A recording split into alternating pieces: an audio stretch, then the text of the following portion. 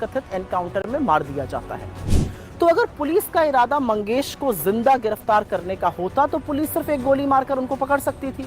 STF ने मंगेश को 4 गोलियां मारी और वो चारों गोलियां उसको पैर से ऊपर के हिस्से में मारी गई। इस एनकाउंटर को जूता नहीं चप्पल पहनकर अंजाम देने वाले यूपी एसटीएफ के सीओ धर्मेश कुमार शाही हैं। मंगेश एनकाउंटर की जांच भी डीके शाही के सजाती अधिकारी एसडीएम विदुषी सिंह को दी गई है। ये वही डीके शाही हैं जिनकी पत्नी रितु शाही बीजेपी की नेता हैं। असलियत तो ये है कि आक्रोश दिखाने वाले लगभग सारे न्यूज रूम में दलितों, आदिवासियों और पिछड़ों का कोई प्रतिनिधित्व ही नहीं है। सुल्तानपुर के मंगेश यादव एनकाउंटर को 1 सप्ताह गुजरने को है, लेकिन इस पर सियासत थमने का नाम नहीं ले रही है। योगी सरकार पर इस एनकाउंटर से तमाम सवाल खड़े हो रहे हैं और भले ही पुलिस इस एनकाउंटर का जवाब दे रही हो, लेकिन सवाल तो एसटीएफ पर भी उठ रहे हैं। पहले उत्तर प्रदेश में विपक्ष के सबसे बड़े चेहरे अखिलेश यादव, फिर लोकसभा में नेता प्रतिपक्ष राहुल गांधी ने इस एनकाउंटर पर कई गंभीर सवाल उठाए हैं।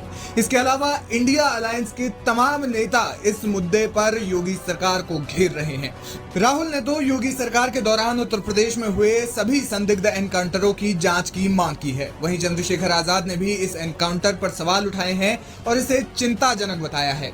लेकिन अब इस मामले में कांग्रेस की राष्ट्रीय प्रवक्ता सुप्रिया श्रीनेत ने एक वीडियो अपने ऑफिशियल एक्स हैंडल पर शेयर किया है, जिसमें उन्होंने इस एनकाउंटर से जुड़े लगभग हर एक पहलू पर बात की है और एनकाउंटर पर सवाल उठाए हैं। सुप्रिया श्रीनेत ने मामले में सवाल उठाए और एनकाउंटर करने वाले एसटीएफ के सीओ डीके शाही पर भी निशाना साधा है। उन्होंने सवाल उठाया कि जो लोग अपराधी की जाति पर उठ रहे सवालों से विचलित हैं, उनके पास क्या कोई जवाब है?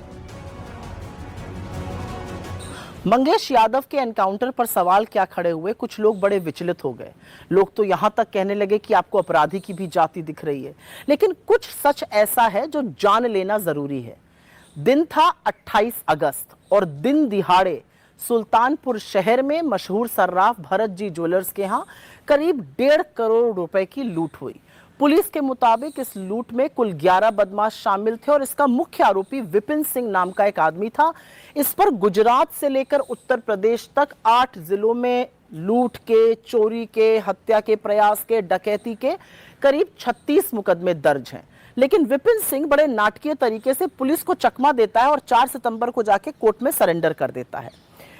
लूट के 4 दिन बाद मतलब 2 सितंबर को पुलिस मंगेश यादव के घर पहुंचती है। आधे कपड़ों में लेटे हुए मंगेश को पुलिस रात के करीब 2 बजे अपने साथ लेकर चली जाती है। इसके 3 दिन बाद 2 को लेके गई, 3 दिन बाद 5 सितंबर की सुबह मंगेश को तथाकथित एनकाउंटर में मार दिया जाता है।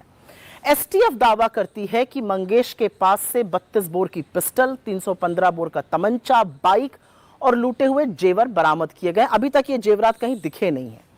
इसके अलावा पुलिस जब मंगेश को अपने साथ लेके गई थी तब वो निहत्था था, ये उसके परिवार का कहना है। उसके पास कुछ नहीं था। इस घटना में शामिल 11 अपराधियों में से सिर्फ एक मंगेश यादव का एनकाउंटर किया जाता है, जबकि घटना में 3 सितंबर को सचिन सिंह, गोविंद सिंह और त्रिभुवन को मुठभेड़ में घायल करके गिरफ्तार कर लिया जाता है। इनमें से किसी की जान नहीं जाती है। तो अगर पुलिस का इरादा मंगेश को जिंदा गिरफ्तार करने का होता तो पुलिस सिर्फ एक गोली मारकर उनको पकड़ सकती थी, जैसा इस मामले में 3 और अपराधियों के साथ किया गया। मगर एसटीएफ ने मंगेश को 4 गोलियां मारी और वो चारों गोलियां उसको पैर से ऊपर के हिस्से में मारी गईं। इस एनकाउंटर को जूता नहीं चप्पल पहनकर अंजाम देने वाले यूपी एसटीएफ के सीओ धर्मेश कुमार शाही हैं, जो सब इंस्पेक्टर से सीओ बने हैं। 2019 में वो डिप्टी एसपी की रैंक पर प्रमोट हुए थे। ये वही शाही हैं जिन्होंने अभी तक करीब 50 से अधिक एनकाउंटर किए और इनके बहुत सारे एनकाउंटर पर सवाल खड़े हुए हैं। ये वही डीके शाही हैं जिनकी पत्नी रितु शाही बीजेपी की नेता हैं। हाल ही में वो उत्तर प्रदेश महिला आयोग की सदस्य नियुक्त की गई हैं और इसके साथ ही वो गोरखपुर क्षेत्र में बीजेपी महिला मोर्चा की क्षेत्रीय कोषाध्यक्ष भी हैं। तो ये बीजेपी से तार हो गए। मंगेश एनकाउंटर की जांच भी डीके शाही के सजाती अधिकारी एसडीएम विदुषी सिंह को दी गई है। इसमें तो किसी को कोई अचंभा हो ही नहीं सकता है। खैर, जो लोग अपराधी की जाति पर उठ रहे सवालों से विचलित थे, क्या अब उनके पास कोई जवाब है? क्या अब वो आक्रोश नहीं दिखाएंगे? क्या अब उनको अन्याय नहीं दिखेगा? क्या अब वो ज्ञान नहीं देंगे?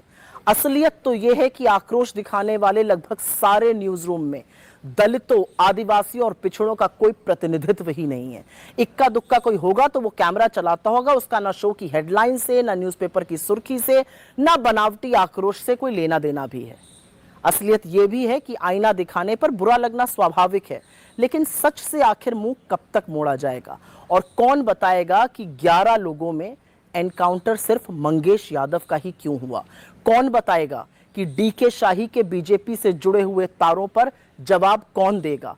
कौन बताएगा कि चप्पल पहनकर एनकाउंटर कैसे किया जाता है?